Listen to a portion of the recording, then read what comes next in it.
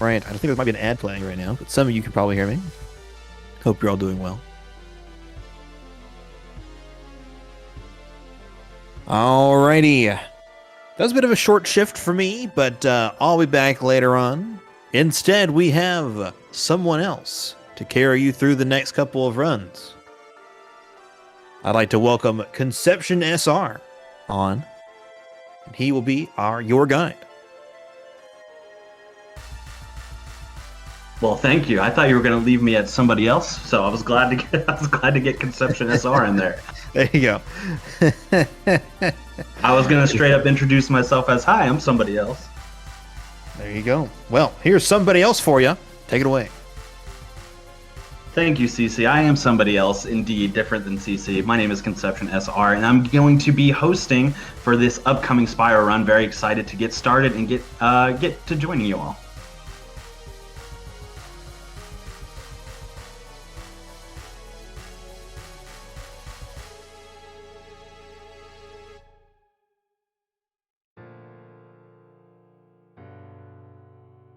Ilusionista sabe que não há nada ele possa fazer para impedir o que vai acontecer, mas seu corpo se move automaticamente. If you are just joining us after that excellent Fable run, of course, we wanted to thank you for watching SpeedDocs 2021, and also just to give you a reminder about what we're all here for. We are, of course, raising funds for Save the Children. Save the Children believes that every child deserves a future. They work every day to give children a healthy start in life, the opportunity to learn and protect from harm. Since their founding over 100 years ago, they have changed the lives of over 1 billion children around the world. Save the Children led the massive worldwide effort that has helped reduce newborn deaths by over 40% since the year 2000, saving 1.5 million babies each year. And that's just a little bit of everything that they do. So your donations are going towards a wonderful cause. Do not forget to donate if you are financially able. And if so, we have a lot of excellent incentives and bid wars open for you to donate as well. His eyes adjust to reveal the camp surrounded by a perimeter of large rocks. He sees the tree ball field back in the middle of the campgrounds. All 6 of his friends playing together without him. He hypnotically stares out the window as the uneasiness completes inside his underground ocean.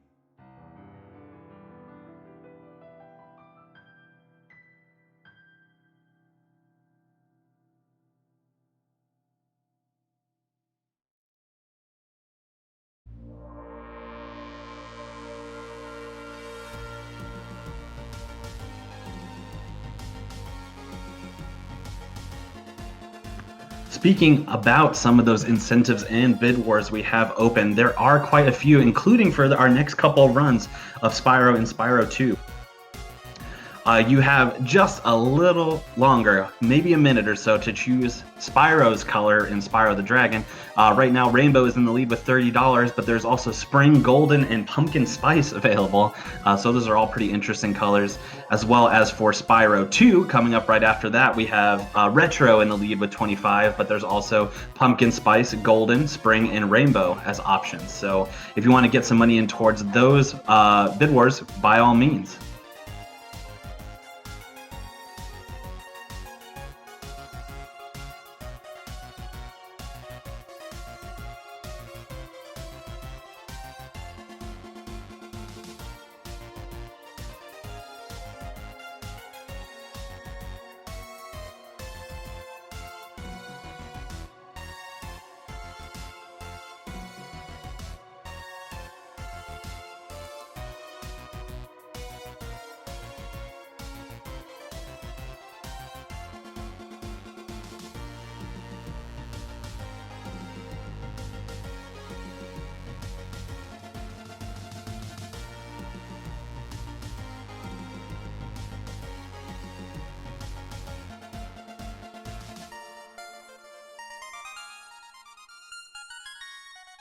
All right, we are just about ready for the run. We're going to go with a quick ad for what we're raising funds for, and we're going to get ready for the run.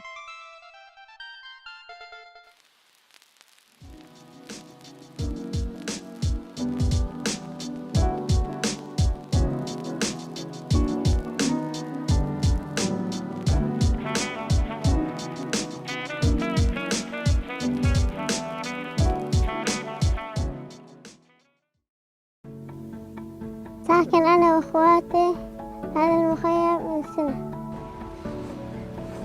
صعبة راحت عنا الدار ما ساكنين بضيعتنا ساكنين بخيمة.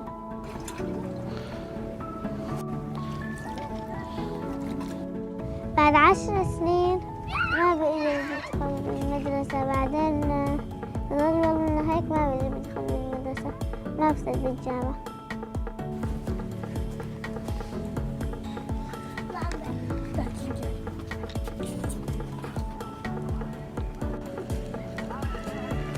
الحرب استلت علينا خلتنا ننزح من بيوتنا. هلا لما بكبر بصير قاسي وأعلم الأولاد ما يضلوا بالمدرسة.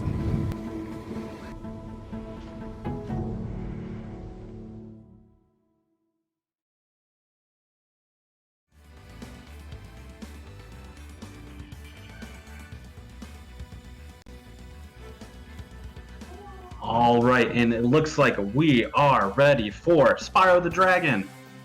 Go ahead and take it away, ToastedKat. Thank you. I'm ToastedKat. I'm here with my commentator, Dylan J. Fox. Gonna be doing this with me. You want to say hello? Heyo. How's it going? And before we start, there was a donation incentive for the color. Do we have that? Of course, one last refresh just to make sure if we got any sneaked donations in here. 1 second.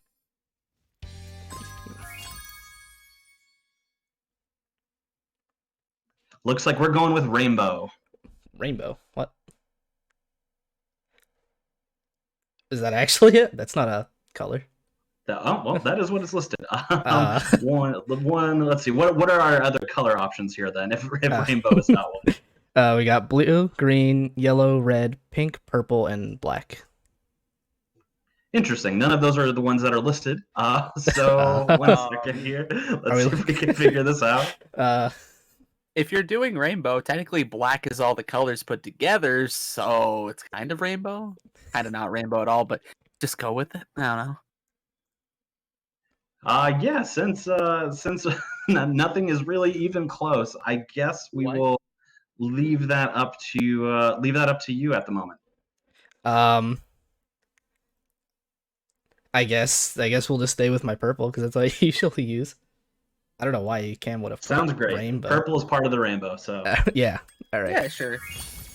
All right. So I guess if we're staying with that, then I'm ready. So give you a countdown. All right. 3. Good to go when you are. All right. 3, 2, 1, go. So this is Spyro 120. This is the Reignited Trilogy, which is the remaster from about almost 3 years ago now. Yeah, it's been a long time now. Yeah, of the original game from '98. We are going to be doing the same idea as the original game of, getting all of the gems and dragons and eggs. Those are the 3 collectibles. But they're going to be doing a lot of things in a different way than the original game does. So, the first thing we do is completely different. The original game goes into Sunny Flight. We're going to go on the Stone Hill. It's a lot of immediate route change. Yeah, there's a lot of little changes that end up affecting the route in a big way. The reason we actually go into Stone Hill first is because there's something called guidebooking, which you can go into the guidebook and it lets you warp to different levels you've been to. So we're able to warp all around the homeworlds, which is not something that's available in the original game. So that's a big difference. True. Changes how and we do it. Also, the reason why we do that also is because we use a loadless timer. Just to interject a little bit there, which typically it's also, if you play the game on console, unfortunately you don't have access to the loadless timer, but you have the in-game timer, which works in kind of a similar way where if you're in a essentially if you're in a menu, it actually just doesn't register as in-game time, so you can kind of guidebook freely if you're playing on the console version. Today we're actually on the PC version, which, like I said, you can guidebook freely just the same way, but you actually lose a little bit of time. Not really lose time, but you spend time in the menu compared to the metric of in-game time. ToastedKat showing off the actual, it's not a recent reroute for Stonehill, but somewhat recent. It's still 3 months old, something like that. 4 months maybe. We used to do Stonehill a much different way, without that boosted jump that you saw just a moment ago. I also do want to mention I am on a bit of a delay. Okay. I refreshed my stream a couple times, but I think I'm about like 5 to 10 seconds behind, so you'll have to forgive me if I'm a few seconds off of what's on screen. You can just see the future. You know what's coming up. Yeah, true. Yeah. I'm a well-known 120 runner. I know everything about this category and then some. ToastedKat with some interesting chess methods there. So one really important thing about Stonehill is the thief, which we will be getting to. No, By getting to, I mean we already got it. Yeah. Yeah. I meant to. I like said that the exact wrong way as soon as I said I knew it. ToastedKat actually did it super well. Got the thief immediately. What you want to do to get the thief is you want to jump right as like you hit him essentially. That way you're in the air. What this does, it lets you skip the egg cutscene, which does save you about I think like 6 seconds, 5-6 seconds, because that cutscene takes forever. It's actually not a fear if you're playing on the console version, because like I said, there's certain weird things that the in-game timer does that the loadless timer that we use on PC doesn't do.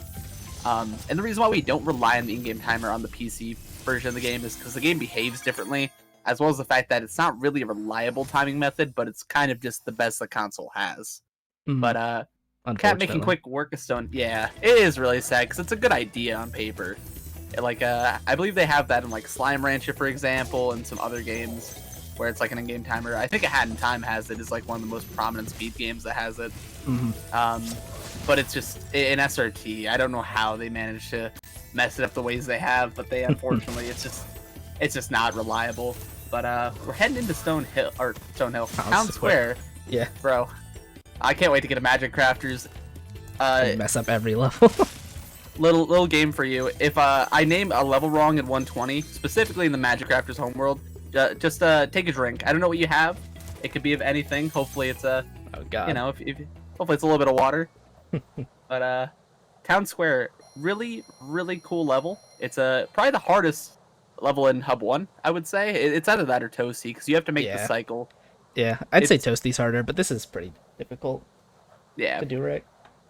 So, optimally, you have a cycle where you want to meet the bull at later on the level. I'll point out roughly around when we get to it. You also have another thief to get in this level. This one's actually much more forgiving to get. But also more punishing if you missed it, so... Yeah, it's probably the worst thief to miss, I would say. Probably. I don't think there's one that's even remotely worse unless you just fall off in... What's that level called? High Caves? Not High Alpine's Caves, pretty slow.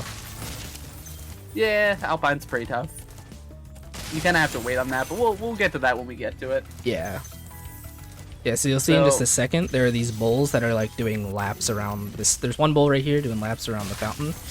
There's a couple other bulls, and they're all on like global cycles once you enter the level. So like Dylan said, we're going to be trying to do the level well enough that I catch that cycle. It's only a few seconds if you miss it, but you know, at the top level, a few seconds is a big deal. Yeah, exactly. Next thief right here. Nice. Oh. Yeah, like Dylan said, you want to be jumping when you get the thief, so you skip the animation like that.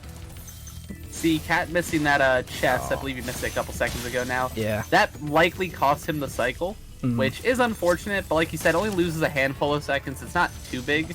It just makes it so the lines when you get, he missed the cycle by a bit. It just makes those lines just a little bit more forgiving and just generally better.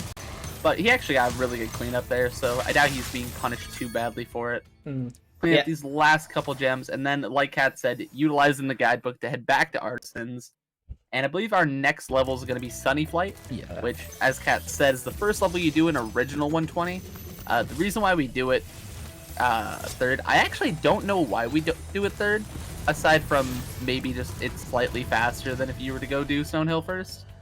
You could do Sunny Flight first, but I would consider Stonehill and Town Square. Like, if you did Sunny Flight first, you'd also have to do Dark Hollow, then Toasty, and then go do Stonehill and Town Square. And I would say, for consistency's sake, you should do Stonehill, Town Square first. That's very fair, because I believe that those are... Specifically, the Thief in Stonehill is very tough, but that cycle in Town Square can be punishing, too. The Thief in Stonehill used to be, like, a terrible run killer, just, like, right at the start, but, like, since we've gotten better at it, it's not bad anymore, fortunately. Alright, so we're into Flight, and the game handles quite a bit differently than in the rest of the game when you're in a Flight level. Pretty much, Spyro gets to free Flight. Shoutouts to someone in my comment section for always wanting free Flight for Spyro, it's very funny. I can't remember the name, but you might have seen him around in Spyro comment sections if you're a big fan of the series and you catch around on YouTube and stuff like that. We're gonna see Kat go for a little. Oh, that was actually a decent proxy. It wasn't too good.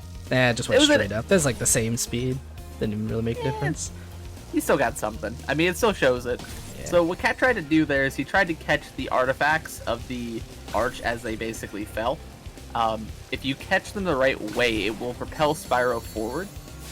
There was one time where Kat probably would have gotten the IL world record, which is the individual level world record, or at least been close to it, because his proxy literally sent him that far forward, just like in a snap, and then he didn't know where he was. It was sometimes it could be crazy, sometimes it could be good, and sometimes it could be eh.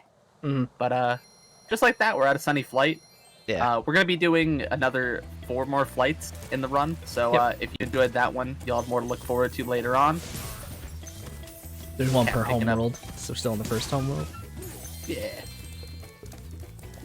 Artisans is kind of it's not the hardest home world, but I think it has like a reasonable amount of hard things to do optimally. Like Sunny Flight, getting like a 111 is probably about where you want to be to have like an optimal to good Sunny Flight. You can do better. Yeah, 110, 109 I've seen you get pretty consistently back when you were grinding the category.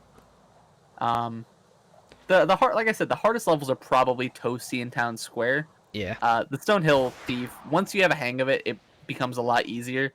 But there was a time recently, before the current world record, which is held by ToastedKat. It's a 109.53, I want to say, or 52. 51.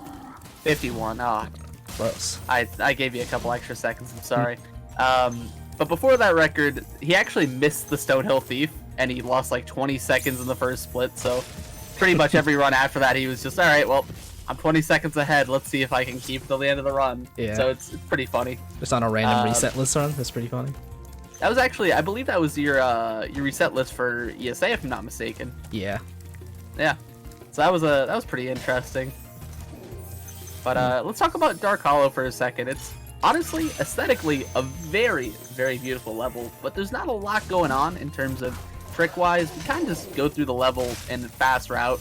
We just take good lines, get all the gems, and get all the dragons, which is kind of what you do 120 in general, but there's not really anything beyond that in this level specifically, besides, again, just some pretty aesthetics. Nice dark level, which is a nice transition from all the brightness of the rest of Artisans. I really enjoy this level personally. Also, something to note is you may have seen in Stonehill and in this level, there was a key and a key chest. There's a key chest and a key just like in a couple of the levels, and you need to like go get the key to unlock the chest. So a couple of the levels we have to route around that, so we have to go down and get that key first so we can get the gems from the chest. Yeah. Not a bad Dark Hollow. Yeah, seemed pretty decent. Didn't seem like you were late to the one thing that you can mess up, and I say you can mess it up, but it's really hard to mess it up, is the one guy in the armor. You can kind of mess around with his cycles and be a little bit late or whatever, but even then it's not that punishing. You can run past him and kind of flame him from the side.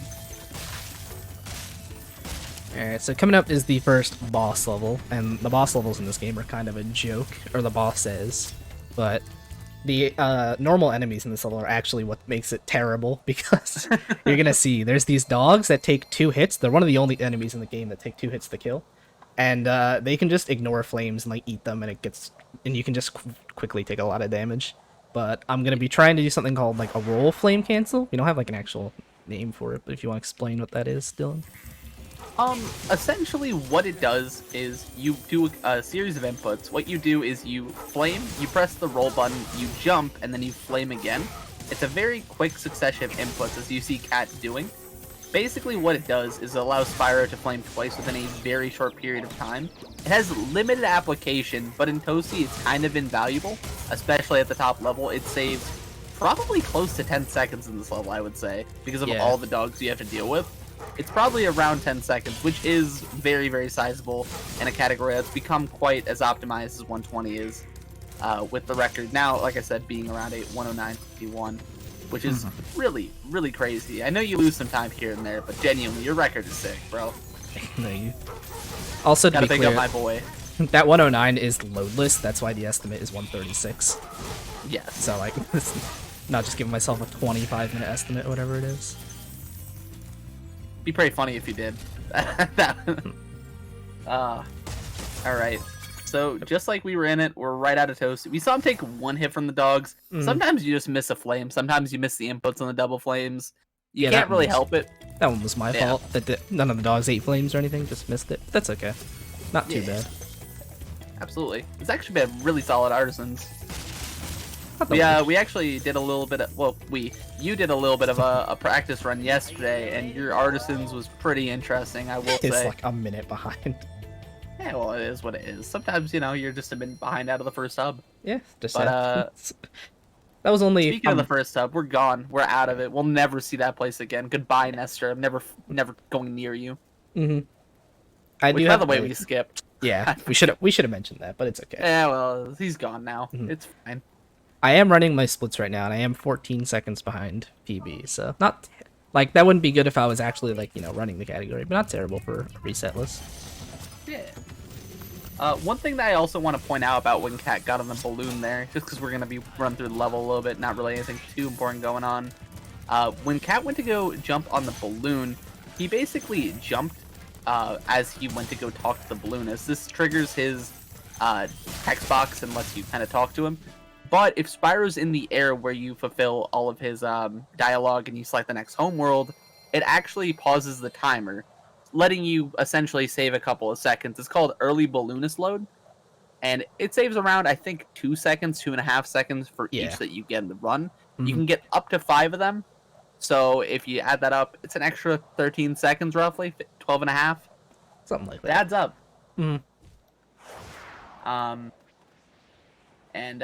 Yeah. Coming into Dry Canyon now. Probably one of the hardest levels in OG. In SRT, I don't know if I would compare it in quite the same vein. It's pretty linear. There are some tough parts. There are some things that are hard to do optimally. I know that we have some double chests that we can get up ahead, which can be a little tough to get really, really optimally, but aside from that, like, the optimizations are kind of just in movement, taking good lines. It's a relatively standard level. A lot of this game is just taking good lines, having good movement. That's kind of what I like about it. Yeah. It's very juxtaposition in terms of the other two games in the trilogy, where you have Spyro 2 and 3, which in terms of their max percent as well as like any percent categories are much more trick heavy than Spyro 1's categories. The only one that's really, really trick heavy is kind of any percent, but it's really just a one-trick pony, literally.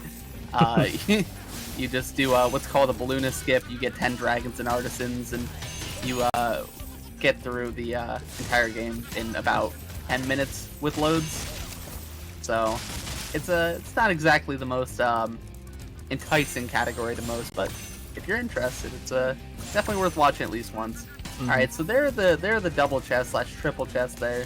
You can get those super optimally where you connect with them and you jump at the same time instead of bonking. That lets you kind of collect both gems at once. Are we getting one? Ooh, let's go, baby. That's how you want to do them really optimally. You can actually get both of those, and I think it saves maybe half a second to a second each. It's not too big that you missed one, so yeah, I'll forgive you this time. Okay. Just don't let it happen again. I'll try not to. Alright. One cool thing about collecting that last dragon that we collected was the vultures activated a little bit early. That lets you kind of get that first vulture a little bit earlier, and then the second one triggers and you have to take a weird line to get them both. Makes it nice and easy, as long as you go to the right side first. Which is really, really cool. We actually use a similar trick to that in another one of the Spyro games, but I don't want to veer too much off of Spyro 1 right now. It's actually a very clean Dry Canyon, aside from the one, like, triple spring chest. So, we're going to be cleaning up, grabbing our last 20 gems here, which are just tucked away in this corner where we finish off the level, and we are going to pop out. Oh, never mind. We are going to quit game. It's okay. We wanted gold sparks anyway. We had a clean. We were nervous. It's fine. So there's cursor memory in this game, so it remembers like the last thing you were on, and because I quit from the last level to go try the cheat code, I forgot it was on quit, so I accidentally quit the game, but that's okay.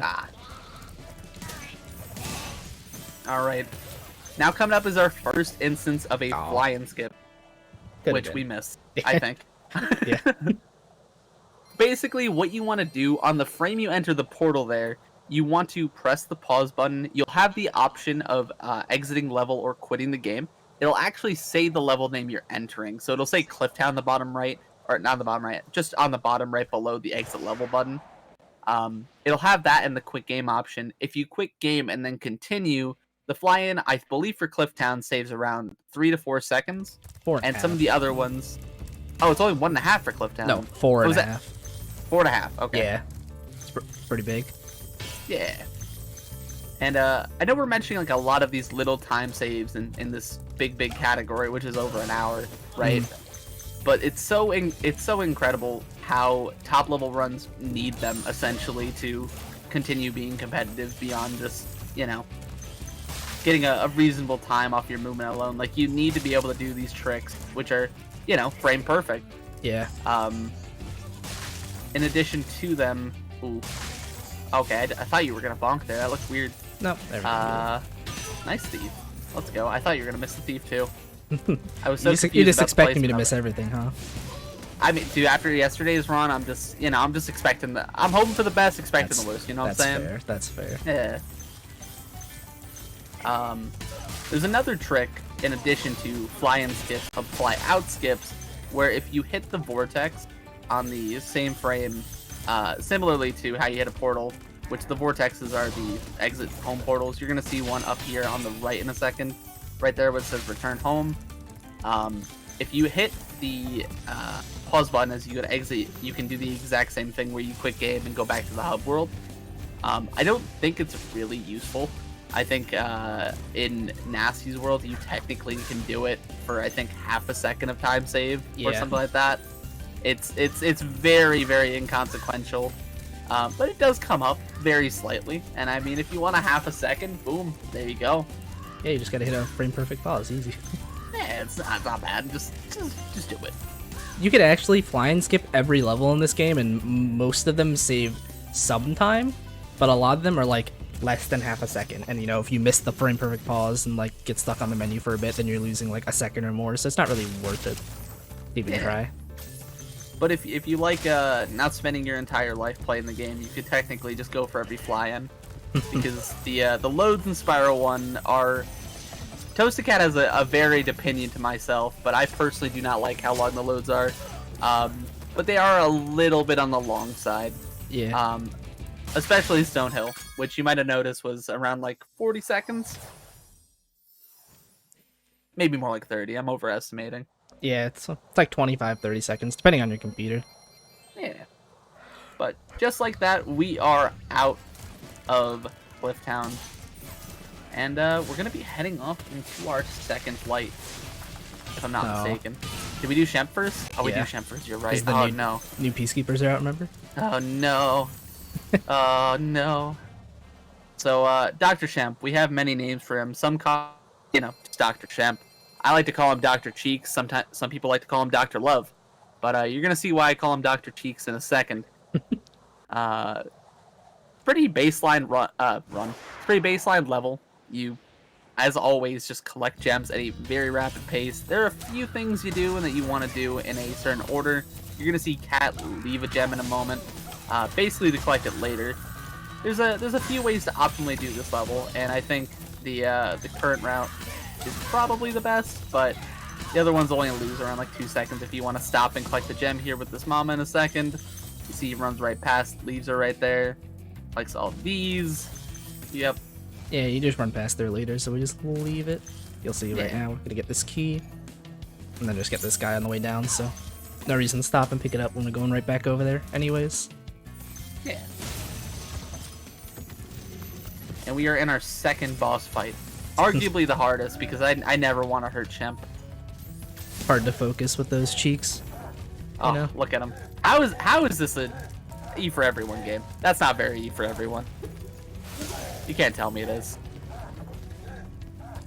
Oh, baby. Alright, and we're gonna hit him for the third time. And collect out some extra gems, and that's pretty much it for the level. Shemp is kind of... It's not a hard one to do optimally. I would say among the levels in this hub, it's probably the easiest, personally. Yeah, I would agree.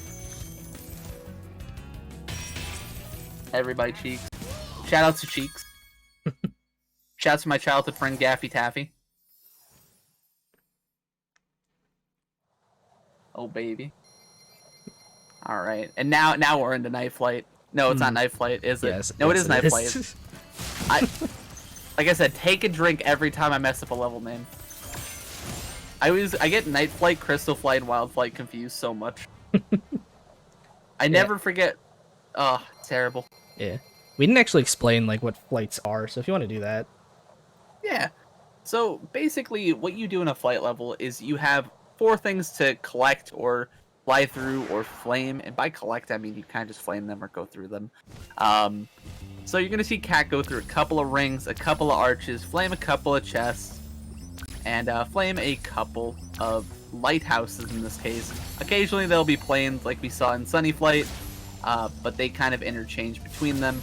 You'll see these lighthouses again. Pretty much flights, you just want to take good lines. That's it. Like, there are certain routes, there are intended routes, and there's speedrun routes. For pretty much all of Spyro 1, you do not do the intended route. You do it the way that is fastest for SRT 1, which frankly save, I think, around like 20 seconds on like their casual variants. I'm not sure. I don't even know what a lot of the casual routes are for these levels. I'm pretty Dude, I think when I was doing casual runs, I was getting like 140 Sunny Flight, so it's gotta be like 20-30. I believe it. Yo, anybody want to go do a casual Sunny Flight, let me know. I'm interested. A little sketchy there, hitting some walls, but we're good. One thing that we actually didn't mention in Sunny Flight, I'm going to mention now. When Kat flames that last lighthouse, you see that he flies into the lighthouse as Spyro. What this does is it's an animation cancel. This lets the timer on the actual thing stop early, so you can get to the menu, and then you can go ahead and exit the level, saving you a bit of time. Whereas if you don't get the animation cancel, it typically loses between 3 and 4 seconds, which obviously you just don't want to lose 3 or 4 seconds, so always hit your animation cancels. They're not that hard, especially in Night Flight. The Sunny Flight one's a little tricky when you're learning it, but the rest of them are pretty free. Yeah. Except for one, which I'll point out later, because that's a different way of doing it. Near the end of the run, though, so that's not for a bit. But yeah, this is a somewhat recent reroute to Peacekeepers, the homeworld, where we used to do the levels in a different order. We actually used to go and do Night Flight first when we got into Peacekeepers. But there was a route found where we do this, where you end in that room, because it's kind of off to the side, and then guidebook back to Shemp. And like I said, because we run on loadless, we don't actually lose any time while we're like on the loading screens, so it's a little bit faster to just warp back there. Oh, actually got that. Oh, baby. That was insane. I don't know how you got that. I don't need that. Looked really high. Eh. Alright. Now we're in Ice Cavern. Arguably the hardest level in this hub, I would say. Yeah, probably. Like, the hardest to do optimally. It's not particularly difficult. Like, you're not gonna probably die in this level unless you know. I don't want to jinx it. Yeah. I don't want to jinx it. I'd say Cliff Town's the hardest, but I could see if you are giving this too. I think for Cliff Town is the hardest part of the Cliff Town. You do at like the beginning of it, I believe, because you do the whole fireworks section with the thief and everything, and that can be messed up a little bit. But I think do this level like very, very optimally. It takes quite a bit of skill. Mm-hmm. So you kind of do this level in a weird progression. I've always found Ice Cavern to be very, very maze-like. And not in like a way where I get lost in it, but like where there's so many options to take. You can kind of do it a number of different ways, and nothing's particularly wrong, but you do have a specific route you want to take if you want to, you know, ensure you're doing it optimally. So we're going to see Kat get the key here, pick up a bunch of gems. Yep. Hops right off, jumps. Oh no, that wasn't intentional, was it? Huh. Yeah, you can see in the corner that we keep the key after you die, so we death abuse once we get it to come back up here quicker and be able to unlock this chest. Yep. So we get about 30 gems from that, meaning we can pay money bags to the next game. I mean, anyway, we just get. That was so dumb. Anyway, the rest of this level is down to I want to say you have like one actual kind of trick where we'll get to it when we get to it. I'll point out when we get there. Yeah. But a lot of it's just, again, Tight movement. really, really good movement, tight movement. And so far, you're actually played together a pretty solid Ice Cavern. I haven't seen you make anything big mistake-wise. The biggest mistake I saw you make was in Stonehill, honestly. Like, you just missed like 3 chests or something like that. That was it. Yeah. Alright, picking up Asher. I am like Go. 40 seconds behind PB right now, so that does show you how like optimized this can get and how much little time saves matter. Yeah. So, jumping across. We're gonna see Kat try to hit this guy, the metal armored guy, onto the chest. He gets it. Yeah. What that does is it lets you, you would normally have to hit him twice. It just saves you a little bit of time. I believe it's around like a second or something, so you have to bonk on him. It's not big, but little things like that do, again, add up. Yeah, he's programmed to die when he like falls off the ledge, but you can trick him into thinking he's falling by knocking him onto the chest, so when he slides off of that, he dies. And it keeps you from having to hit him a second time to get him all the way off the ledge. Yep. Alright, and now we're heading towards the end of the level, wrapping things up in this room, peeking outside to grab a couple gems, and 400 out of 400. We're just about out of Peacekeepers, and now we're into the hardest homeworld Yeah, in Spyro 1. I would say so. Dreamweavers is probably pretty close now with the new stuff, but Undercap is also very, very hard. And you'll see why as soon as we get in there. It's in the first level. Yep. There's a lot of things that were discovered in the past 8 months that have further optimized Spyro 1 to a level where it previously just couldn't touch, in my opinion. I don't think it could ever be near the heights it is right now. Yeah, no. This is through the introduction of mouse and keyboard strats, which, like Kat said, we're going to see here in a minute. But just to briefly talk about them, as you know, you can't exactly play on a mouse and keyboard on console. I mean, technically you kind of can. I think PlayStation has a console or a mouse and keyboard attachment.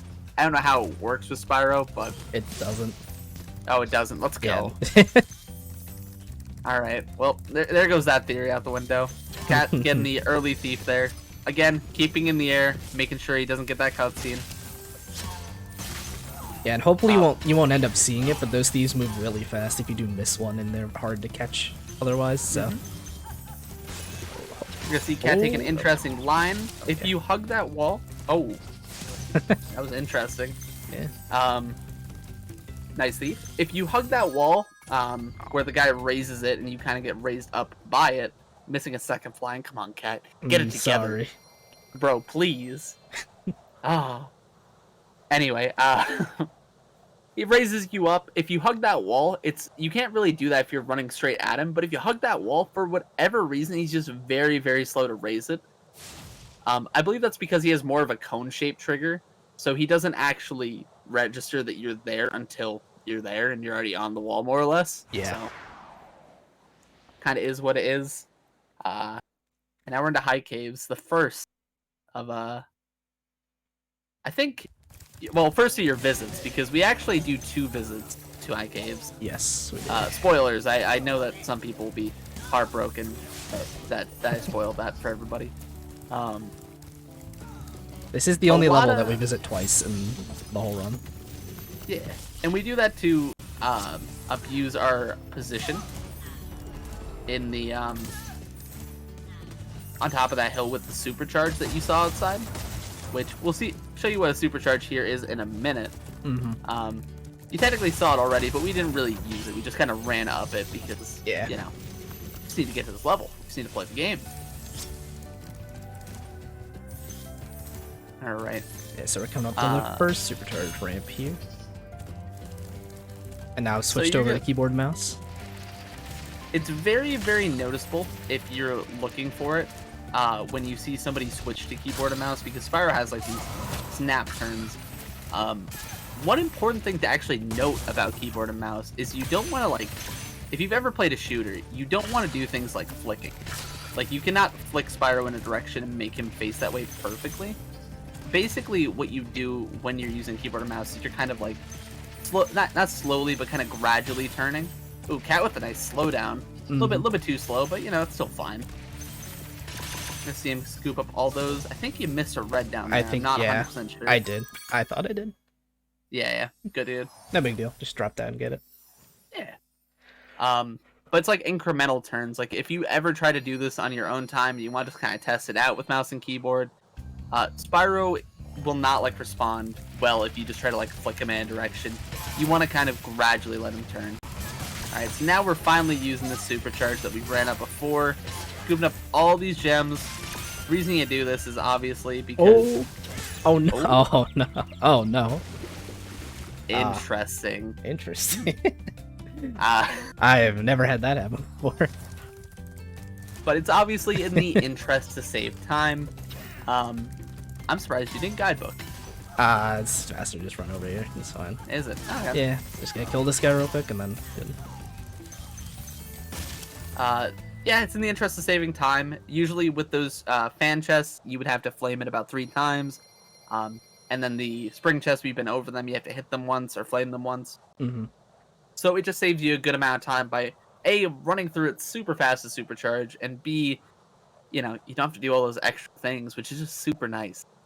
Yeah, clearly you go a lot faster with Supercharge, so just the more of the level you can do at full speed, the less, the faster it goes, obviously. Yeah. So now we're heading to Alpine. The most important thing for this level is arguably the cycle. So you have set cycles you can make with the staircase up ahead, which we'll see in a moment, and hopefully you make the cycle. You've been doing pretty good on making your cycles today. Yeah, well, never mind. You missed. Never mind. You missed Town Square. You're terrible. Oh, okay. Anyways. I'm awful. Don't worry about it. All right, making the stair cycle. The first stair cycle, important. Very difficult too, as he was there like 3 seconds early. Yeah, that first cycle is very easy, but this is like the main one that I want to hit. These moving stairs coming up in a second. Yeah. I'm gonna be honest with you. As a child, I had zero idea this section of the level even existed. I remember like getting close to like max percent or whatever. I'd be like a 99 or something like that. I just would have no idea. Also, we saw Kat just make the cycle. Very good. And now we have the second cycle to make, which is this door, which unfortunately can't make it very optimally, but just wait a second, hop through the door, and yeah. Now we're on to the hardest part of the level in a moment here. So we have a thief, which used to you would just chase it like you would any other thief. However, it's really, really fast and it rubber bands a lot, and it's typically not very fun. However, I forget who found it. It might have been Lacked.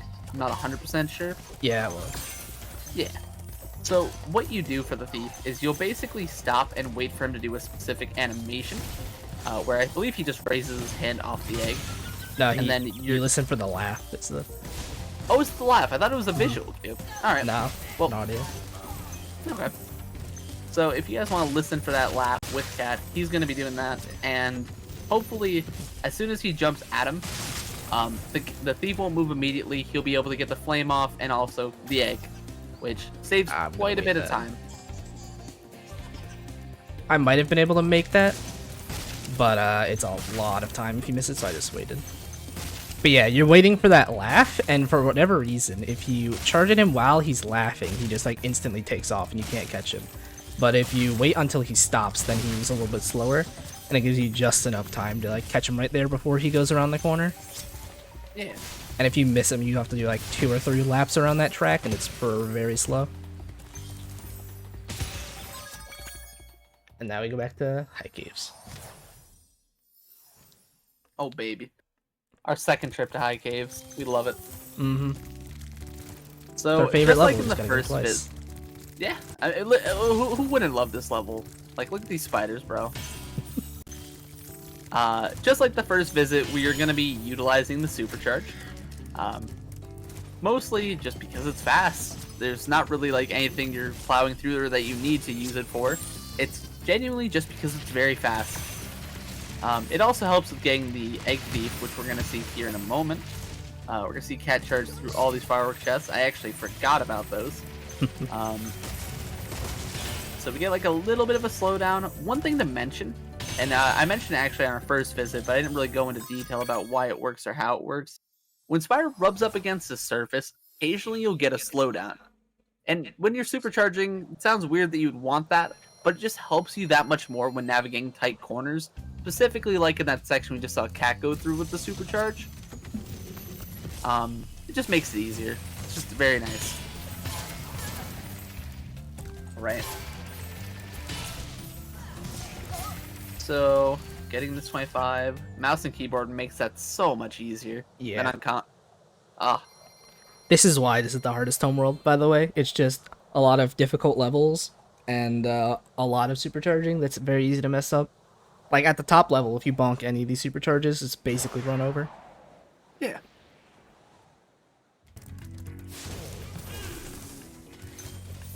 Alright.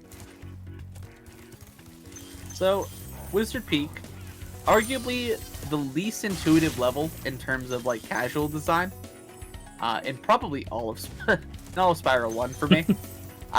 This level confuses me to no end. Even having speed run the game, I just get so lost playing it. I have like no idea how to do several of the things casually. I only know how to do them because of the speed run.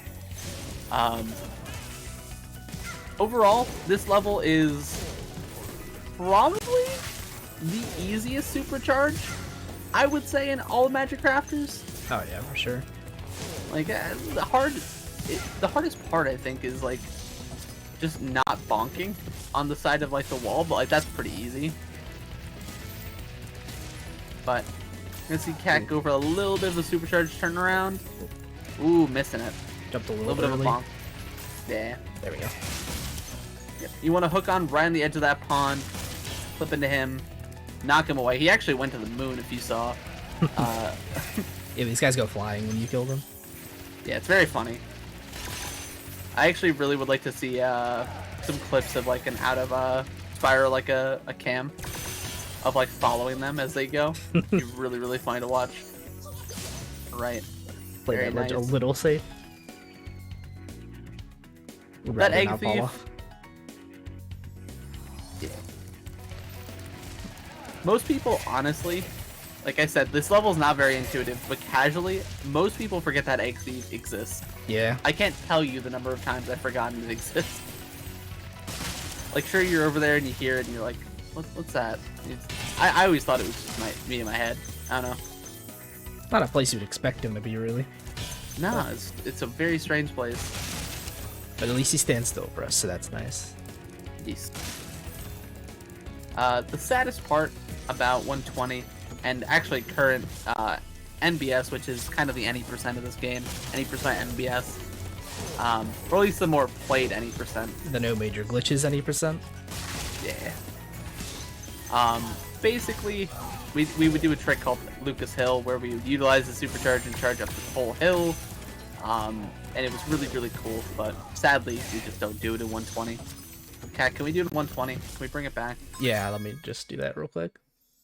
We could just take a second death abuse. I already exited level. I'm sorry. It's How too could late. you? My bad. Ow. I'll do it in Wizard Peaks too. How about that? I'll allow it. So, we're gonna scoop up a little bit of gems in the homeworld, continue getting our gem count to 300, which is the amount you want from Magic Crafter's homeworld, and we are gonna head into our third flight. Probably my favorite flight, honestly. I like Crystal Flight a lot. I don't know why. Probably Speaks to me. It's probably the easiest to do well, I would say. Yeah, that's probably why I like it. In hindsight. Right. So right at the start, we just drop straight down there and turn around so that we can get all of these planes. And then we're pretty much going to do the rest of the level as intended. Those planes kind of just fly around all the crystals, so it's nice to get them right there at the start. So you don't have to chase them down later. Yep. If you do miss one, there are good planes and bad planes to miss. Typically, I think it's the third or fourth plane in, or maybe both, where it's actually not terrible to miss them, but those are typically the ones you're hitting, so it's, you know. I think it's like the two last planes that are not that much time lost to miss, because they just line up with these chests pretty well. Oh, okay. I thought it was like the third or the fourth because you meet up with it around like the sixth or fifth or sixth chest. Hmm. Cat going for another animation skip, probably the easiest among them. Maybe Yeah. the lighthouse is easier, but Nah, you don't have to do an input there. Yeah, that one you just just- fly straight to the wall and you get it. It's free. Saves like 4 seconds though, so definitely want to go for it. Ah, you didn't get Boulder skipped. Yeah, Oh my god. definitely real. Alright. Definitely a real thing I could have gotten. Yes, definitely not fictional and in the original version of the game. So here are my notes, which ToastedKat so kindly provided me. I want to point out that all it says for Blowhard is Blowhard sucks, parentheses, lol. I mean- Which kind of sums up Blowhard. It really does. I forgot. It I wrote blows hard. Oh, dude. I can't wait till we get into the next hub. I see a really juicy note. That's going to be funny. Alright, so Blowhard, you literally just have, you know, you want to make cycles with Blowhard on the third phase. And other than that, it's just, well, actually, no, you also want to make the wizard cycles here in a moment. We'll see on the inside. Cat's scooping up all the gems. We're gonna see him jump down here. There's actually a hidden 5 there. Just barely made that. Oh, how did you make it? Insane.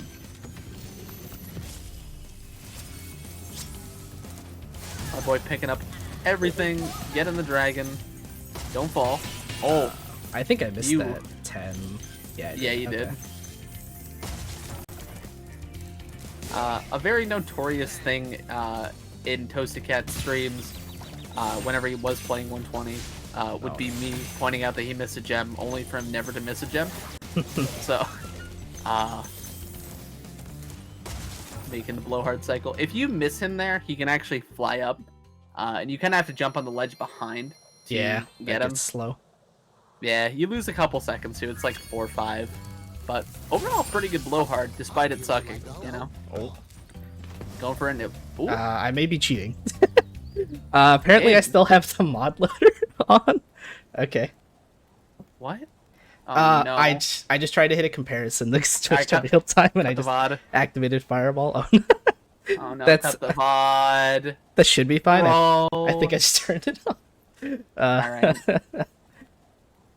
So, in SRT, to practice levels or to practice things, you can use a mod loader.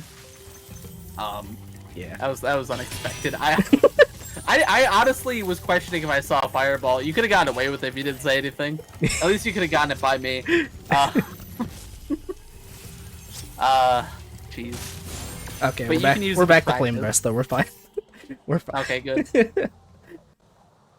We're actually doing a new game plus 120 run now. Nothing happened. You Everything's used fine. fireball once. All right. Oh, jeez. So Terrace, what do you feel about Terrace, Cat? How do you like Terrace Village? It's not bad. Not bad. The cycles aren't Another terrible thing- in this level, so that's pretty good. Yeah, they're much more manageable than an OG, I would say. I feel like the cycles are much more forgiving in this game. They're more forgiving to make, but they're more punishing if you miss, is the thing. Yeah, but I mean, yeah, you'll make them. Oh. We'll never miss. I do want to point out that the big guys with the electric 6 have like, what'd you My- just do? My flame is pink now. I don't know how That? that happens. It's fine. It's fine. Bro, oh It's no. fine. Nah, it's, I'll We're fix actually, we're, it's fine. I'll fix it in a second. It's not a big deal. oh no. Alright, so Spyro we'll get to it later too, but I'll point out real quick. In some of the later levels, Spyro has a alternate breath aside from Fireball, which you get in Spyro 2. In Spyro 1, it's kind of this good. Fix it, I'm proud of you. Yeah. Can't believe you do this. I'm sorry. Yeah. You see this? You see this guy, CJ? I don't know, bro. I miss Cam. Where's Cam at? Cam, come back. I need you. Cam, please, bro. What was I saying?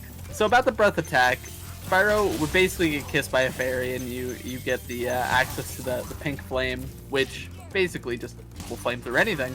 Any of the metal things, it'll be able to hit through any of the metal chests, metal doors, everything.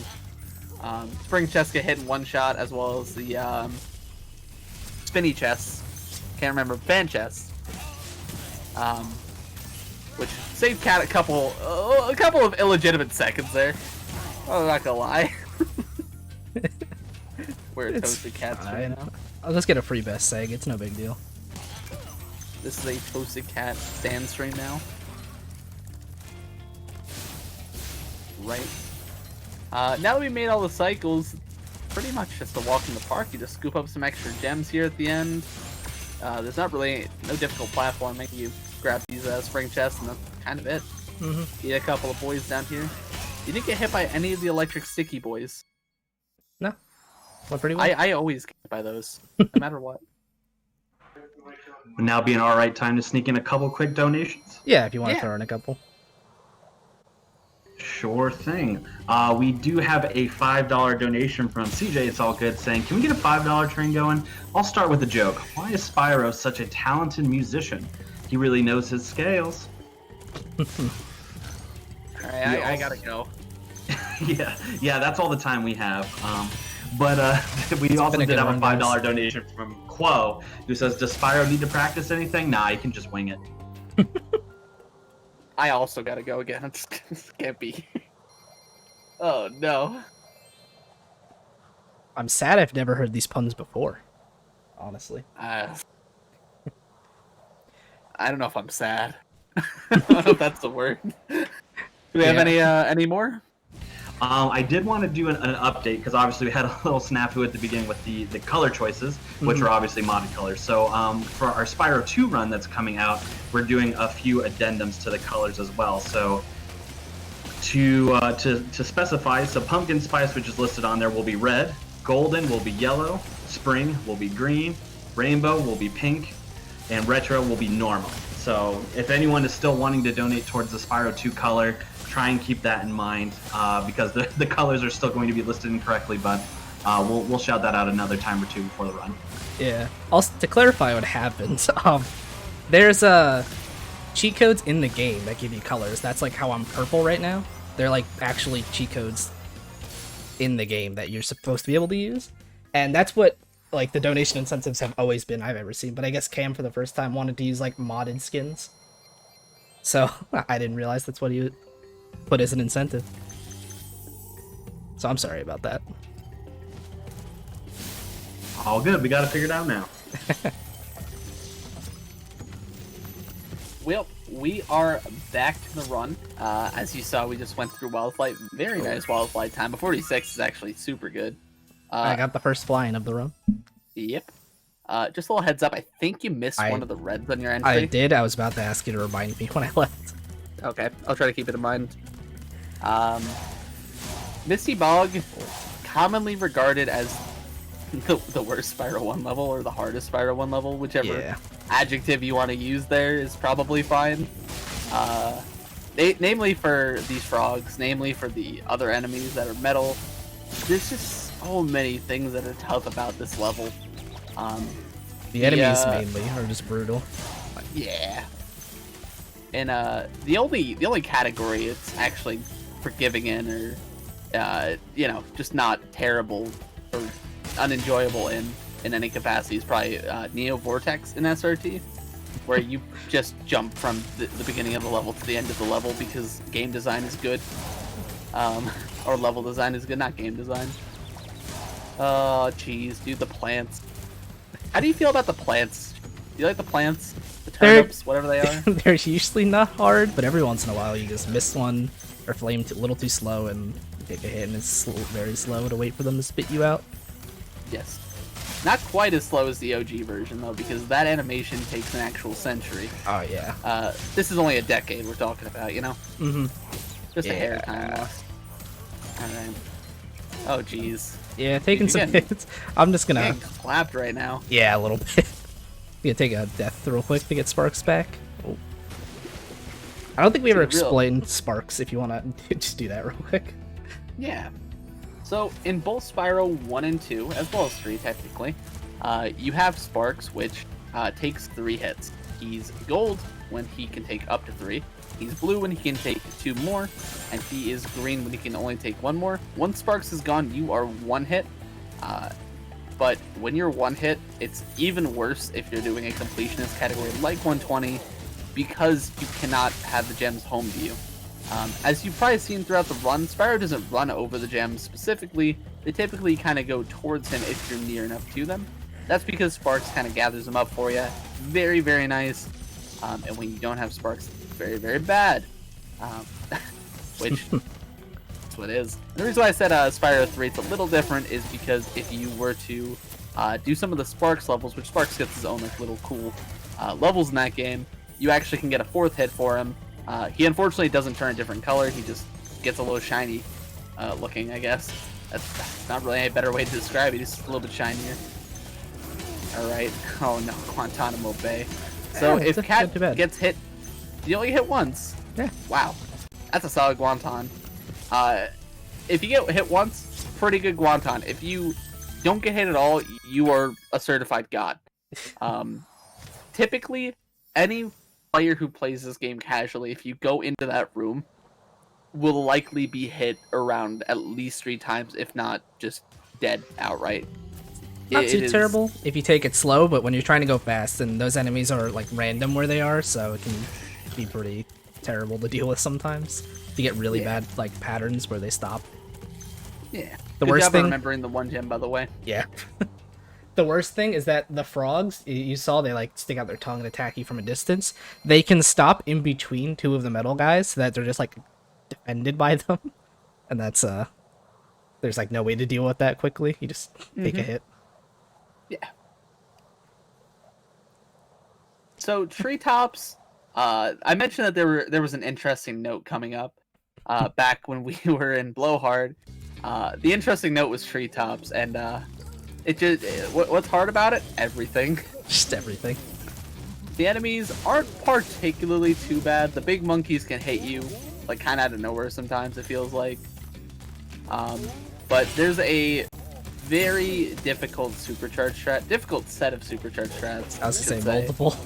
Yeah, yeah, they're all hard. I couldn't do even the ones I view as easy, so you're probably right. I mean, you saw me lose like a minute and die 3 times to one of them that I consider easy, so yesterday. I mean, was that really dying to the supercharger, just dying to this, not jumping at the right time? Yeah, Alright. but that's just what happens. Oh. Did Ooh. miss 1 spring chest, but we're good. Yeah, that's what it is. But yeah, again, the theme with any level that has a supercharged ramp is how long can we keep the supercharges going and like how much can we get with it, so Yeah, finish that one, Death Abuse, and we're gonna go right into another one. yep. This one's arguably the hardest to do, like, perfectly or precisely. Very nice. Nice. Hopping down. Yeah, good. Sorry, you that- can hear me mashing my spacebar. A lot of the strats in this game look intensely easy. Like that, in my opinion, at a visual glance, that does not look difficult at all. But I promise you, if you go to try it yourself, it is much harder than it looks. Unfortunately, we didn't get the slowdown. We didn't get to go through the whole room. Unfortunate. There's actually a way where you can supercharge through that whole room and get all of the gems. It's incredibly difficult. No, but you it's- can't get all the gems. You can get most of them, but not I've all. seen of them. Logic do it. No, not in 120. What do you mean? There's like gems on the step. You can't do that. Yeah, you supercharge a little bit to the right. No. If there's a way to do that, then Logic's been holding out on me. It Let's might not try. have been Logic. Someone's been I holding swear my I've seen strats. somebody do it. There's no way. I don't believe you. You can go through there in NBS because you don't need all the gems, but if you're doing 120, you have to stop and pick them up. Alright. The last of the supercharged turnarounds is literally just spinning around in a circle. And that's it. I think you actually can do that on a controller, but it's just not as easy. That's treetops. Metalhead. Metalhead. We love Metalhead. I kind of hope you get Jankmanned. I haven't seen somebody get Jankmanned in Oh, forever. don't say that. No, I said, come on. Pop the crowd. Pop the crowd, bro. That's what it's about. It's been forever since I've been Jankman too. Listen, think about it this way. Jankman's like the stone cold glass just shattering. And you're the rock with the authority crying. Right there. Anyway, back on topic. No more wrestling references here. Metalhead is probably the boss level, yeah. Probably the hardest boss level. With the exception of maybe Nasty because of one cycle. Yeah, probably Nasty's harder. Yeah. I wouldn't consider that the boss though. That's more the level. Well, Kind of. Let's say Nasty. Okay. You know, this is well. Anyway, we're up until the point where you meet Metalhead, which you actually get to see him 2 times, which is very weird considering every other boss aside from Nasty, you actually only hit 3 times compared to the 2, which is very odd when you think about it. Because why would the final boss take 1 less hit compared to Toasty? But I digress. The metal monkeys, you pretty much just want to charge into them. If you get hit by them, you get rolled. And the big boys, just use them as ammo. Yeah. One thing you might have noticed with a lot of the fireworks chests throughout the run is Kat's gone ahead and headbutted them instead of flaming them. This just saves you a good few seconds instead of having to wait for them. By charging through them or charging into them, Spyro will automatically collect them like he does with any other chest in the game, which genuinely just saves you time. Whereas otherwise, if you were to do the fireworks chest, just flame it, it probably loses like 4 seconds every time because you just have to wait so long for like all the gems to fall, and then you can collect them, and it's just a whole hassle. So, all right. First cycle of Metalhead just goes by in a flash. You just don't even think about it. Gone. If you get good if you get good cycles, then yeah, you just go right through it. Yeah. Both these, like the way that these pylons load in makes the cycles like effectively random and uncontrollable. So it's like you just kind of hope you get good cycles, and it's pretty easy if you do. But if you get like really bad ones, it can take a while to clean them up, and it gets annoying. Yeah.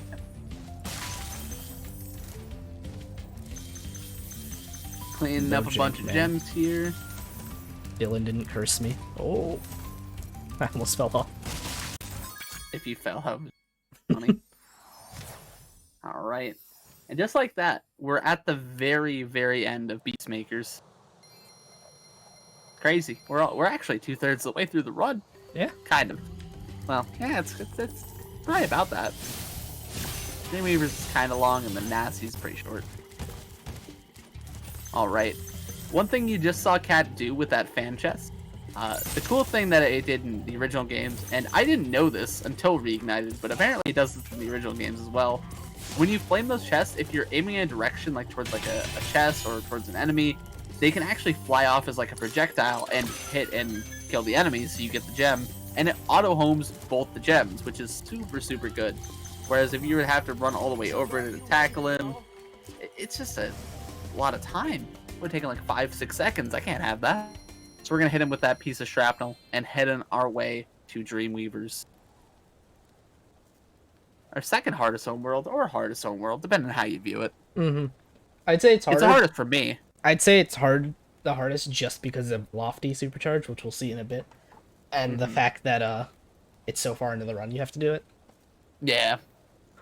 Definitely there are a lot of things that can kill your run. Specifically in Dreamweavers. Magic Crafters, it's kind of any of the levels where you mess up a supercharge and you can kill the run. But in Dreamweavers, like, it's just every level aside from Dark Hollow? Not Dark Hollow, Dark Passage. No, Dark Passage is hard too, I think. They do really well. Really? Yeah. Oh, I always viewed that as probably the easiest level among the Dreamweavers levels. It probably is, but like I still think it's pretty difficult. I used to think it was fair. really easy, but now I think it's hard. Everything else is like a 9, that's still like a 7, so I feel you. Yeah, something like that. Lofty's like a 24 or something, or 678. Yeah. I don't know, I was trying to think of numbers that weren't the funny numbers. If you're thinking of a number, be sure to haha in the chat. I don't know what that means. Haunted Towers is actually a level that recently also got a new Supercharge update where we do things a little bit differently, and I believe the new Supercharge saves around 4 seconds to the old one. So, another little... Somewhere between Where's it 5 more? and 10. I'm not sure. Really? Like, in theory, it should save 10, but the most I've gotten it to save in a run is like 5, so I'm not really sure. We got a haha in the chat. Let's go. Let's go. Let's go. We got a funny person in the chat. We're laughing. But yeah, these are the fairy kisses that Dylan was talking about earlier, where they like let you break through metal. This is the first time we've seen it. I don't know why we wouldn't have seen it anywhere else before now. You know, that wouldn't make any sense. All right. I wanna hear opinions from the chat if you've seen the rest of the games in the Reignited trilogy of Spyro's different like skin forms where he gets like this like aura effect of like being kissed or getting the fireball power up. Which do you like the most and why? Because I think I like the fairy kiss the most. Me too. I really like pink, purplish colors, so I think this one looks really cool. There's also the ice breath that you get in Spyro 2. I believe the level is Mystic Marsh. No, it's not Mystic Marsh. It's in the third homeworld. I can't remember the name of the level. But you get like this blue overtone to it. And he looks really, really cool in blue. So we just saw Kat switch to mouse and keyboard. And like I said, we're going to see some really, really interesting movement. Hopefully it'll all go right. Frost breath. Coolest? Agree. Or I kind of agree. Alright. Oh, this movement. Let's go. Oh no. Oh. I'm just gonna... Oh, I thought you were gonna hit the return home portal. I'm gonna be honest with you. So, as you saw, Kat got a little bit of a bonk there. Yeah. That's kind of not recoverable. Oh, that's a very bad death. Yeah, it's like really bad if you mess this up. Why did you die? I don't... There's no recovery really for that. You just kind of... I don't even know what else you could do, to be honest. Oh, I thought you could glide across. Okay. No. Well. Oh. Alright, just make sure I get all this and I can clean it all up later. It'll be fine. Yeah, so I'm not going to go for it again. I'm just going to do... No, truly, I insist. Let me know what you think. If you say it's the invulnerability one, I also think that one's pretty cool. That one's cool. The poison one that you get in the Ripto fight, or like the green orb one, essentially, is pretty cool as well.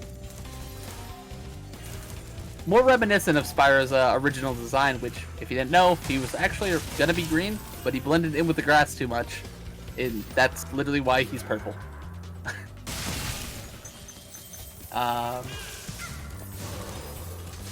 So, if you get the fairy at the very top there, as you see on the right side of the screen, there's not actually a bar like there was for the first one. This is because this specific fire breath is just intended to last for the whole level. Yeah, you can just use it. You can literally be in this level for a century and you'll still have it. I don't know if that's proven, but I'm gonna say that. I think in the original game, they actually just set the timer like absurdly high, and there is an actual point where it runs out after like a couple days, I think. Yeah. But in this game, it's permanent, as far as I know.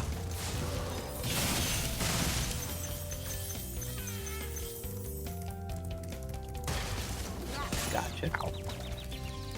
And as you can see with this flame breath, Spyro can just go through everything. All of these knights gone. They don't get to exist anymore. Just very nice. Just dealing with everything. Which typically some of these knights will actually block your path, which is why Kat had to kind of take the death abuse. Yeah. Although I'm uncertain if you can make the glide back. I don't think I could have. Even. I thought it was one of the ones where you can get an auto hover on, but I could be mistaken. Maybe. But I didn't even look back to the beginning of Dreamweavers because those whirlwinds on the left side of the screen really suck and they take forever to get all the way up. So it just take you a century to get back to the beginning of Dreamweavers. Yeah. You just don't want. You can just quickly use the guidebook, get back there like instantly. Yeah, another usage of that, which is very, very important. Like this run would be so much less enjoyable without the guidebook, in my opinion, because there's so many good applications for it, and the routing would be vastly different. So very, very nice to have it. It'd definitely be less interesting, I think. I agree. All right, Dark Passage. Probably one of my favorite levels in terms of just pure aesthetic. It feels like that, it just feels very mystic to me. I don't know why. It just has like that weird vibe. Yeah, I really like it too. Yeah. I think like the colors. Very cool. Dreamweaver's Homeworld is my favorite of all of them, personally. Just the color schemes and feeling of all of it. It's really nice. I think in the original games I prefer Magic Crafters, but in Reignited I think I definitely prefer Dreamweavers, just because they doled out the colors a lot more in Magic Crafters specifically. Mm-hmm. Right. So there's not really too much to say about this level in general. Oh. You kind of just go through it. Yeah. Like there's you kind of do it the casual way too. You don't do anything particularly special. And outside the box beyond just optimized movement, good lines, all that. You do drop down into this secret like sub area or like the secret other half of the level earlier than you probably would casually, but other than that, it's pretty much the same. Yeah. Oh. A little too fast on that one. Ooh. I know you could be too fast. I thought once they were in there, you could just go for them. No, once I didn't know that. They're invincible until they finish shrinking. All right. As a child, I found the dogs in this level to be absolute nightmare fuel. The turtles as well. Everything in Spyro 1, the original game, if you were to look at like the reference art for several of the enemies or like the original art or like models, not sprites, they genuinely were so much more terrifying than Reignited. But I think that's because of the lack of detail. Some of them come across very scary too, but definitely I think the original models are much more intimidating to me.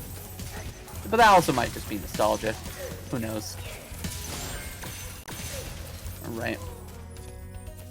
So in this level, you typically do a couple of gem checks. Once you get to the last dragon we got to before this next one near the return home portal, you just kind of want to check up, make sure your gem count's roughly where you want to be if you're running the category. I mean, in 120 you want it to be exactly where you need it to be. Yeah, you're right. More specifically, like in this level, you can just miss a one gem. Yeah, I've seen it happen to you. I've seen it happen to Cam. I've seen it happen to literally any runner, OG or Reignited. It's a very easy level to miss just a gem in. That's the only real way that this level kills a run outright. But yeah, there are a lot of gem checks throughout the game. I don't think I have nearly as many as some other runners do, but there are a lot of places where like, okay, at this place, at this dragon I should have this many gems, or at this place I should have this many, just to make sure you're not missing anything up to that point. So one cool thing about Reignited is Spyro, in my opinion, just jumps so much higher, just in general, than in the original game. It's like you can make jumps like you just saw Kat make to the cannon. When you're charge jumping, yeah, for sure. Yeah, comparatively to like the regular standard, just jump.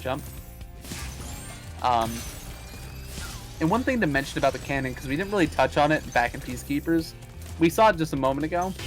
You can do what we call double inputs. So if you have a D-pad and analog on your Xbox, PlayStation controller, and you want to push a cannon a certain way, you can hold one input. It'll go kind of slow, but if you hold like left twice on your D-pad and on your analog, it'll actually like double the speed. It's pretty simple, but it's like super good. I've seen some people even go as far as to triple and even quadruple input, which is just feels like too much to me. I triple input, and I would quadruple if my hand could reach, but you'd have to hit right on the analog and D-pad with your left hand, and then use your right hand to hit I forget A or D, and then the arrow key at the same time. Yeah. My hand's too small for that. My hand's way too small. Just get a smaller keyboard. Get a second keyboard for it. Maybe. Get a Guitar Hero drum set and just hit the foot pedal for it. Just plug in a second keyboard to keep it on the floor and use your toe. Yeah. Anyway, we're into the last flight, and I'm sad. Anyway, I missed that, but we're fine. I always get scared when anybody does a hover or uses the hover input, I should say.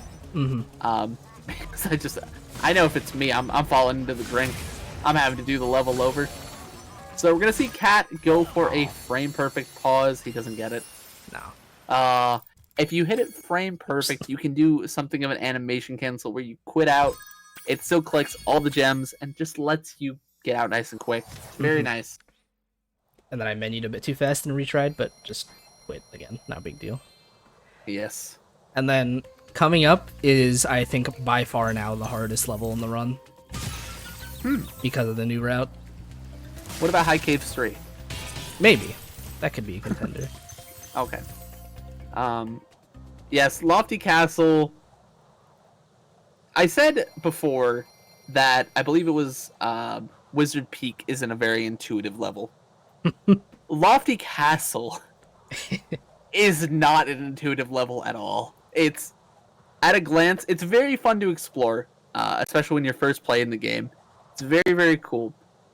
But, oh my lord, is it confusing. And when you watch how Kat does the route for this level, for the speedrun, it confuses me even more. That's... I'm just gonna take the whirlwind, whatever. Ooh, we missed the boost to jump. Just wait, it's Alright. fine. Yeah, to note, when I was saying new route, this route was found about a month ago, and it's... Their route before this was already pretty hard to, like, do it all pretty, like, well, but, this new Supercharged route for this level is actually insane. Like I said, I think it's by far the hardest level in the run now. And, I'm gonna give it, like, I'll give the Supercharge, like, 2 or 3 tries, because we're plenty underestimate right now.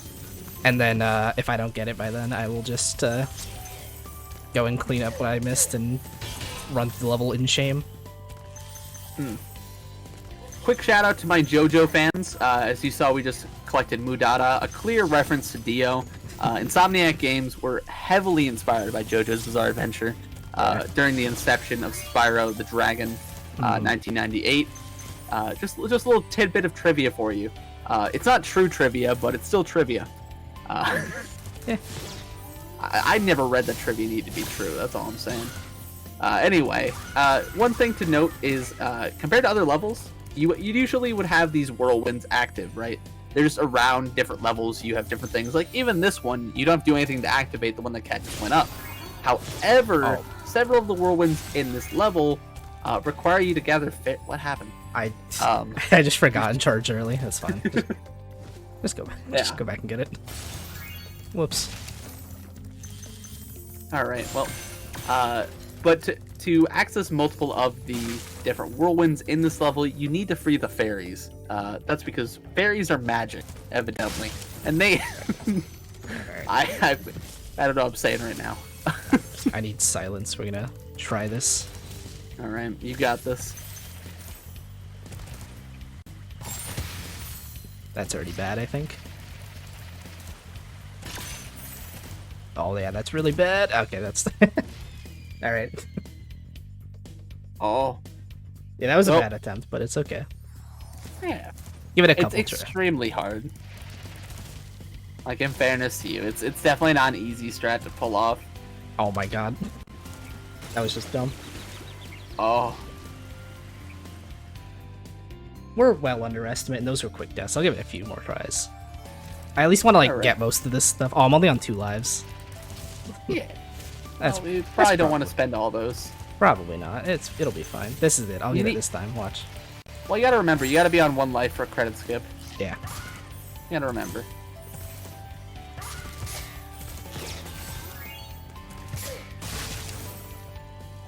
Oh, baby. Oh, jeez, I'm getting, like, whiplash watching this.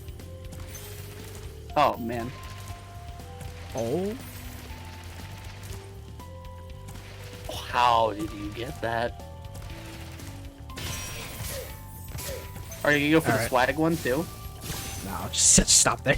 No. I am not practiced enough to even go for that. Alright, that one. There's a little bit... Yeah. That was pretty good. It's very, very crazy to watch. Yeah. You can get, like, even more than I did, but it's so hard. It's actually ridiculous. Those 2 fan chests outside are 2 that I've seen you get in the past. With, like, a kind of fully done well supercharge.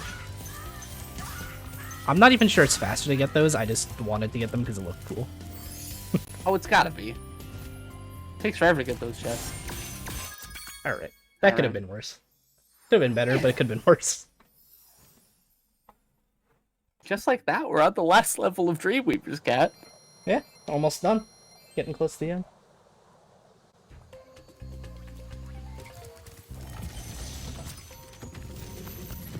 Alright, I do have another question for chat coming up here in a moment. We're gonna see the level name here for the last level of Dreamweavers, and if you know it, you know it.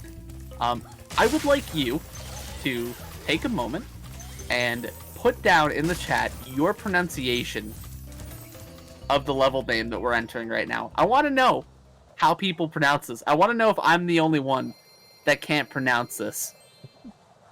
And I'm not gonna say it because then you know. Then you know the truth. I don't want you to know the truth yet.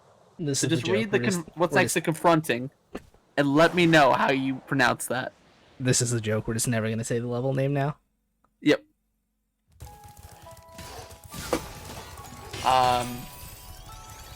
So you probably noticed them in the homeworld, these fools with timers on them. You also saw them in Dark Passage. These things are very, very important to getting all the things in the level. Basically, they've raised these platforms for you, and they let you kind of access areas you otherwise couldn't. Very nice single cake jump, which is when you only raise one of the platforms. You actually have two fools there. You can get up a level higher, do that jump Kat just did a moment ago, to make it much safer, but not particularly hard to make, even if you don't raise the second level. So, not terrible. My favorite part of Jock is the fact that you just run straight through this rock. Yeah. Oh no, I said the name. Oh no. I pronounced it decades. Oh no. Yeah, that whirlwind just extends down through the platform, so you can just go right through it. It's kind of funny. Yeah, it's pretty interesting. It barely saves any time, but it's cool. Speaking of things that barely save any time, you're probably wondering why Kat ran past that dragon. The reason being is because you want to get it afterwards, because Spyro will always like kind of load the dragon at the same time in Reignited, so you will run past it because when you do, and then you come back, Spyro will walk towards the way you're going to be exiting anyway. It doesn't save much, it's like a second at most. Probably even, but like less. Yeah, it's probably like a second. And it's just inconsequential. Just like we said earlier, it's all the little things that add up throughout the course of the run. That's what makes this category what it is. Kat, can you say "My name is Kat" in French? I can't. How do I do that? Je m'appelle Kat. Je m'appelle Kat. There you go. Now we're Yeah. French. Now we can complete Jack. Jack? did it, yep. Jack. We're gonna play Jack. I really like Jack as a level. And just like that, we're heading out of Dreamweavers. We are going into the last homeworld, which is also very difficult. Yes. Are you gonna go for the funny haha Twilight Harbor Supercharged? Yeah, why not? Let's go. We'll give it one try. Yeah, if you miss it, you just kind of continue anyway. It's not like it's Yeah. a big one. We'll explain that when we get to it, but it's really stupid. Yeah, it's among all of the supercharged strats in this game, it might be the hardest, but also the least worth it. I don't know. That's pretty. I don't know how much time it saves because I've never done it. I don't think it would save that much. I really don't. I've done it all in parts, but I've never done the whole supercharge in one go. Yeah. So, I mean, that could be like a free 10-second time save or something, but we just don't know. Yeah. Well, you'll get it one day. Someday, maybe. Mm-hmm. Someone who's better than me will do it. Yeah. One thing you might have noticed is Kat picked up the dragon right before he entered North Cove. This is because after you exit the level, if you don't free the dragon, you actually can't go into Twilight Harbor. Don't know why that is. I don't know why they didn't make it so you couldn't enter North Cove without freeing the dragon, but for whatever reason, you need to free that dragon to go into Twilight Harbor. He just has super important information for you, despite the fact that you're not going to Twilight Harbor immediately. Yeah. So this is weird. Ow. Okay. Oh my god. Whoa. That was interesting. I've never seen that. I don't think I have either. But yeah, getting that, it's not relevant to 120 because we get all the dragons anyways, but for the no major skips any percent, you do, and even for the regular any percent, you have to get that dragon or else the next level just doesn't open. Yeah. Alright. So, for North Cove, the majority of it is genuinely just not taking damage to everything, because there's a lot of explosives that hit you, and it's very easy to just get randomly hit, kind of like Kat did at the beginning. Yeah. Although that was more of a, I would say a bit more of a niche case, but if you would do. I mean, that was my fault because I hit the barrel slightly off, so it like exploded the other barrel, but I've never seen it like come directly back at me and do that. That was just fun. It literally boomeranged you. It was so funny. Kat, why are you missing those gems? What are you doing? Oh no. Kat, turn around! Bro! Oh my god, he's throwing. That's if that wasn't evident, that he goes back here to pick up these gems. That'd be a little funny. That was great. Yeah, thank you. I try. We don't have we the didn't get intentional death abuse in Lofty anymore, so we had to replace the fake out with something. That's what I was saying. That's what I was thinking. I was like, wait, I was waiting to do it in Lofty, but then it never happened. I was like, oh wait, why don't we do the different route? And Moss the boy. So one thing that you can do a little fast with these guys on the barrel, as you can see, Kat's kind of charging above them. It's faster than bonking because bonking is slow. It just slows you down a little bit, stops your charge. But if you kind of charge over the barrel into them, it saves like a little bit. I want to say for all four, it's like maybe 2 seconds. If you do it really quick, you could probably save a bit more than that, but yeah.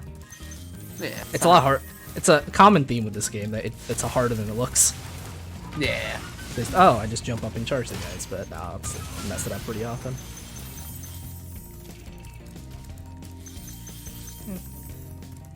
Right.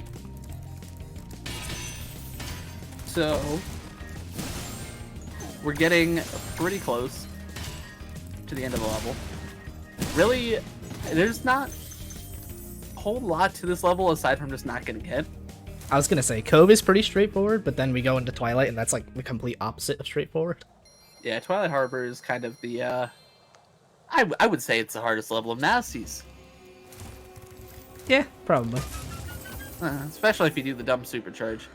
Yeah, which namely we're, the dumbs. we're definitely gonna do. Yes.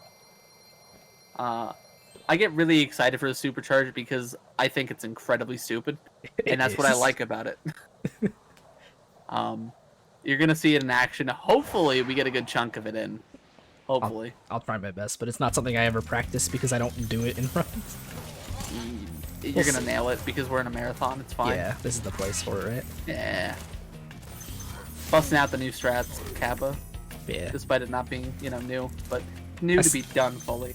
Aside from the meme supercharge talking about near the end of the level, the middle part of the level is also really stupid. So up until now, up until here, we're gonna get everything as you would expect. And then once we get to this dragon, we'll start skipping some stuff. And if you saw the metal chest behind us, that's one of the ones you have to supercharge, and you could probably guess from that there's a supercharge ramp in this level, and this used to be one of the hardest supercharge strats, and then we found something to make it a little easier, so it's not the hardest one now. Yes. It's still punishing if you mess it up, so we're gonna try and get it.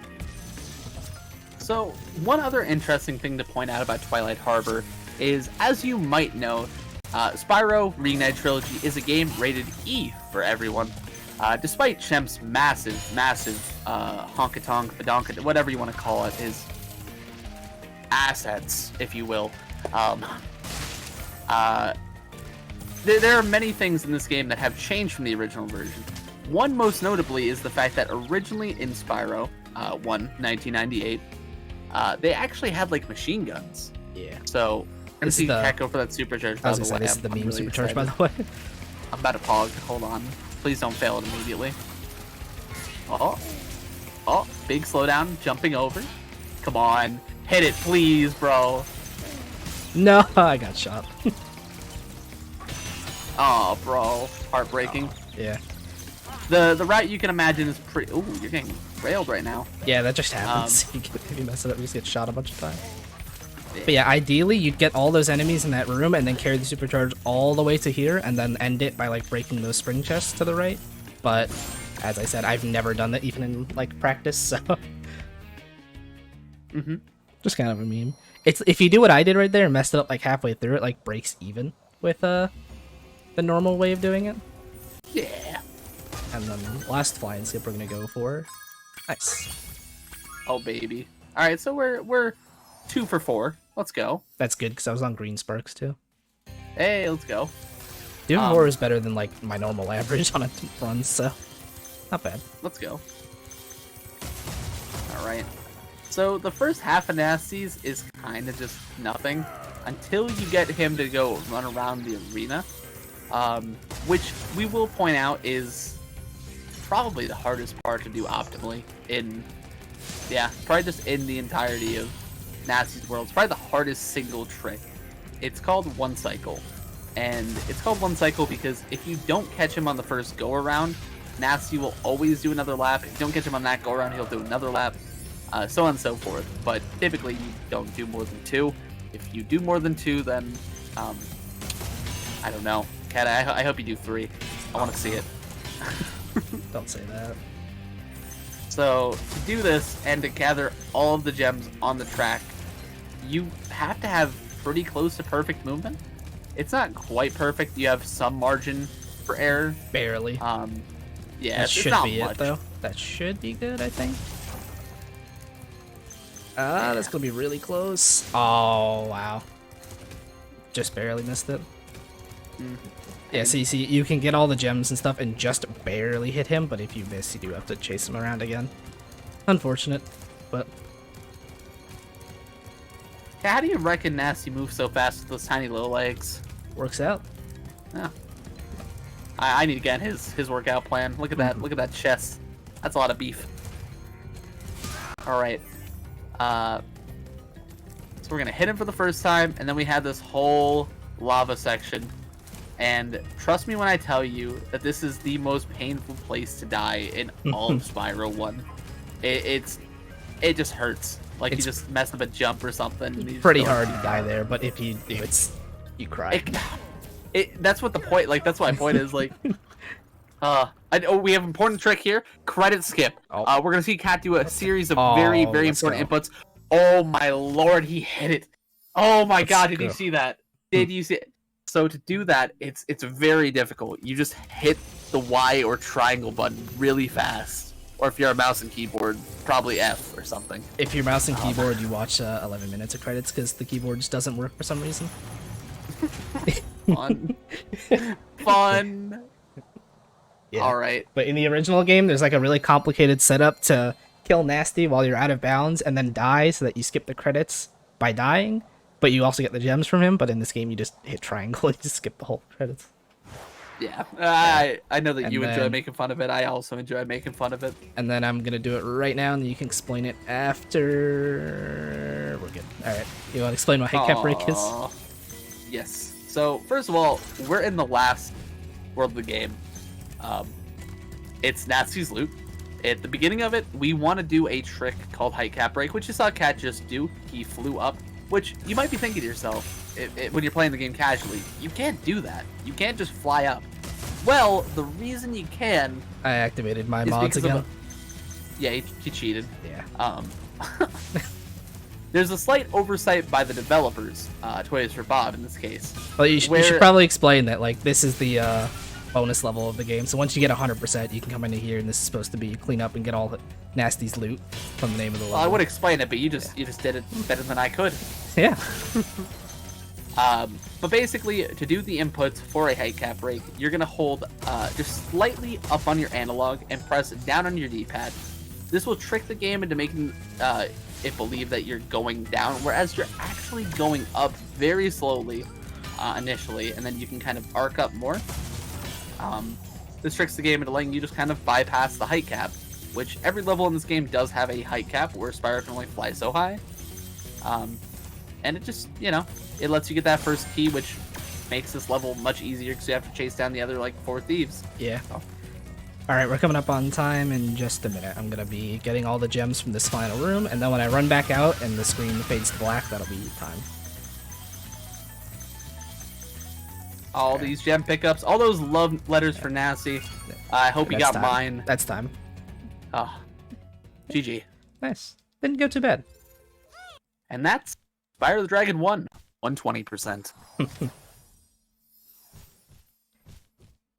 Yeah, so thank you guys for having me. We'll check the in-game time real quick, even though it doesn't really matter. 1:03:36. Yeah. Yeah. Bad. But yeah, that's it for me. Thank you guys for having me.